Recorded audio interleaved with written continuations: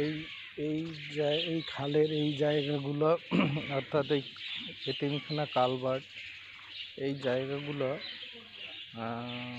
গত April May June এই এই মাসে এই এই জায়গাগুলো উপজেলা প্রশাসন এবং পৌর প্রশাসন উদ্ধার করতে সক্ষম হয়েছিলেন, কিন্তু এখনও বিভিন্ন কাঁচা বাজার এগুলো বসিয়ে খালের ভিতরে ময়লা ফেলে এইভাবে পরিবেশ দূষণ করা হচ্ছে।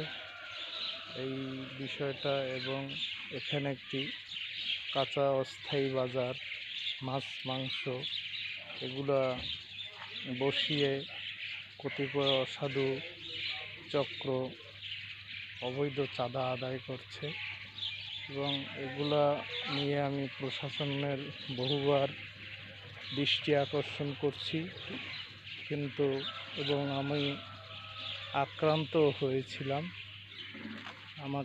আমার হাত কেটে নেবে এরকম বিভিন্ন হুমকিও পেয়েছিলাম এবং আমাকে বিভিন্নভাবে টর্চারও করা হয়েছিল, কিন্তু সন্ত্রাসী আক্রমণেরও শিকার হয়েছিলাম। কিন্তু এখন পর্যন্ত আগে এই খালটা থেকে কোনো জোয়ার ভাটা চলতো না, এখন আপনারা দেখতে পাচ্ছেন যে জোয়ারের পানি ঢুকছে, কিন্তু এই খাল ভরাটের ফলে এবং বিভিন্ন ময়লা আবর্জনা ফেলে খালটাকে অনেক দূষিত করছে। তো এই এতিমখানার এই অত্যন্ত গুরুত্বপূর্ণ জায়গাগুলো এই খালের প্রায় 2/3 মেরে ফেলা হয়েছিল। এখনও অনেকগুলা বাকি আছে উদ্ধার হওয়ার পরেও। এই বিভিন্ন ভবন টবন দেখতে পাচ্ছেন যে এখনও খালের মধ্যে রয়ে গেছে। তো এগুলা সংশ্লিষ্ট প্রশাসনকে আমরা স্পন্দন মিডিয়ার পক্ষ থেকে বলবো যে আপনারা এই বিষয়গুলোর উপরে দেখেন কীভাবে এই সুলিজ যে এতিমখানা সুলিজের যে ইটা আছে এইটার উপরে কীভাবে এই স্থাপনা, অবৈধ স্থাপনা, পাকা স্থাপনা গড়ে উঠেছিল। ওই জায়গায় একটি মাছের স্থাপনা উঠিয়ে রেখেছিল, সেগুলা গত এপ্রিল মে জুন মাসে উপজেলা প্রশাসন এবং পৌর প্রশাসনের উদ্যোগে এগুলা অপসারণ করা হয়েছে। এখন খালটি নাব্যতা ফিরিয়ে আনতে হলে ক্যাপিটাল ড্রেজিংয়ের বিকল্প নাই। যদি ক্যাপিটাল ড্রেজিং করা হয় এবং এই খালটার সাথে এই খালটা আন্ধারমানিক নদীতে গিয়ে পতিত হয়েছে, এই খালের শাখাগুলো কলাপাড়া পৌর শহর হয়ে টিয়াখালী ইউনিয়নের বিভিন্ন গুরুত্বপূর্ণ কৃষি জমির মধ্য থেকে এইটা হয়েছে। সেই খালগুলো দখল হয়ে গেছে এবং কিছু এখনও আছে, যার জন্য শত শত একর জমি এখনও প্রায় 2 যুগ যাবৎ অনাবাদি পড়ে আছে। তো এই জমিগুলোকে চাষের আওতায় আনতে হলে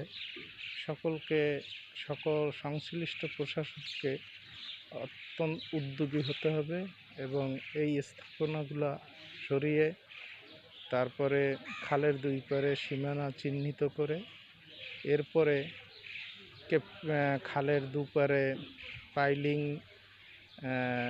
স্থাপন করে, যাতে 2 পাশের বাড়িঘর, ব্যবসা প্রতিষ্ঠান বা যেই সব স্থাপনা রয়েছে এইগুলোর ক্ষতি না হয়, এর জন্য পাইলিং করে তারপরে যদি ক্যাপিটাল ড্রেজিং করা হয় তাহলে একদিকে কাঁকড়া, চিংড়ি, তারপরে ইলিশ, এই দেশি প্রজাতি মাছের বংশবৃদ্ধি হবে এবং আমিষের চাহিদা পূরণ হবে বলে আমরা বিশ্বাস করি। তো এই খালগুলোতে আগে একসময় কুমির কুমিরও বাস করত। সেই জীব বৈচিত্র্য এখন হারিয়ে গেছে এই বিভিন্ন দখল জবরদখলের কারণে। তো এই প্রাকৃতিক পরিবেশগুলো ফিরিয়ে আনতে হলে আমাদের এবং পরিবেশের ভারসাম্য সুরক্ষিত করতে হলে আমাদের সকলকে এগিয়ে আসতে হবে। আর এই যে কালভার্টটার উপরে এখন দেখেন কত সুনসান নিরাপত্তা, কোনো যানজট নেই, কিন্তু আর ঘন্টাখানেকের মধ্যেই এখানে মাছের বাজার, কাঁচা বাজার এগুলা বসবে।